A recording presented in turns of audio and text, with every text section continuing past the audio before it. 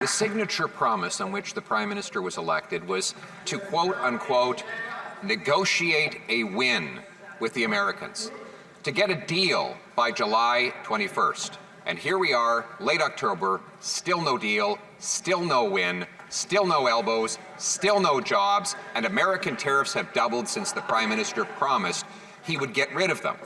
Yesterday, his latest excuse was that an Ontario government ad prevented him from keeping his promise.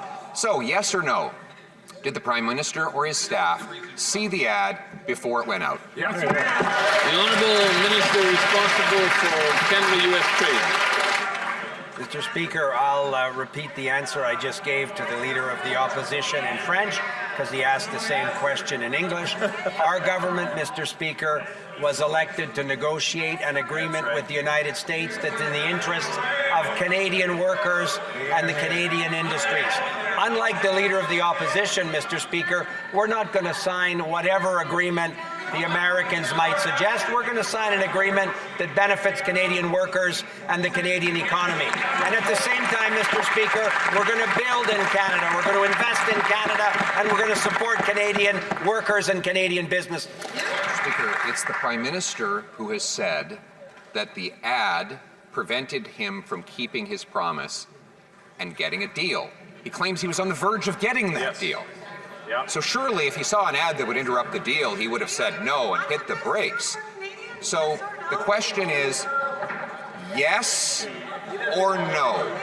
Did the Prime Minister or anyone on his staff see the ad before it went out? Yes or no? Yeah, yeah. The Honourable Minister.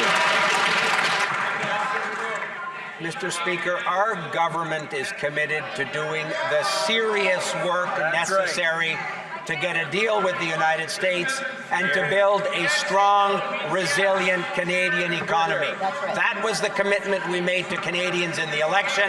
That was an election that the Leader of the Opposition lost because people didn't believe he would be serious in either supporting Canadian workers, Canadian businesses, or standing up to the Americans for a deal that's in the interest of all Canadians. Did the Prime Minister or his staff see the ad before it went out? Yes or no? The Honourable Minister responsible for Canada-US trade.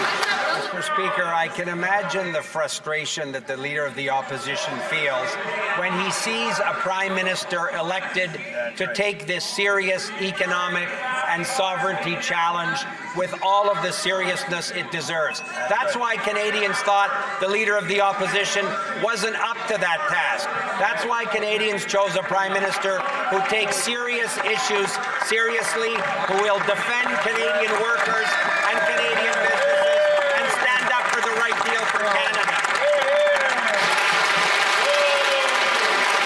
The Honourable Leader of the Opposition. Prime Minister says the reason he doesn't have a deal is because of an ad. Did he or his staff see the ad before it went out? Yes or no? Mr. Speaker, there are 100,000 more Canadian workers out of a job since the Prime Minister promised to protect their jobs. He says that they're going to get the best economy in the G7. It's the fastest shrinking economy in the G7. I met with auto workers in Windsor over the weekend who are terrified that the Prime Minister's failures are going to cost them their jobs. He looked those workers in the eyes and he said he would have a good deal by July 21st, and he broke his promise. Now he's blaming an ad. He has a duty to say whether or not he saw the ad that he says blew up the so-called deal he had. So will he do the honest thing and answer the question, did he see the ad, or is it actually his incompetence? The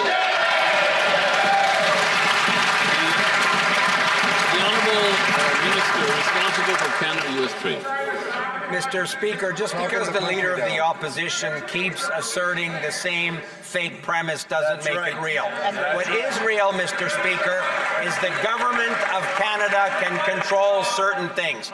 We can control investments that we make in partnership with Canadian businesses and Canadian workers to build a strong economy here. We can work with provinces and territories, as we're proud to do, to defend the Canadian economy and to work with the United States to to get an agreement that will be in the interests of Canada, something the Leader of the Opposition will never get a chance to do.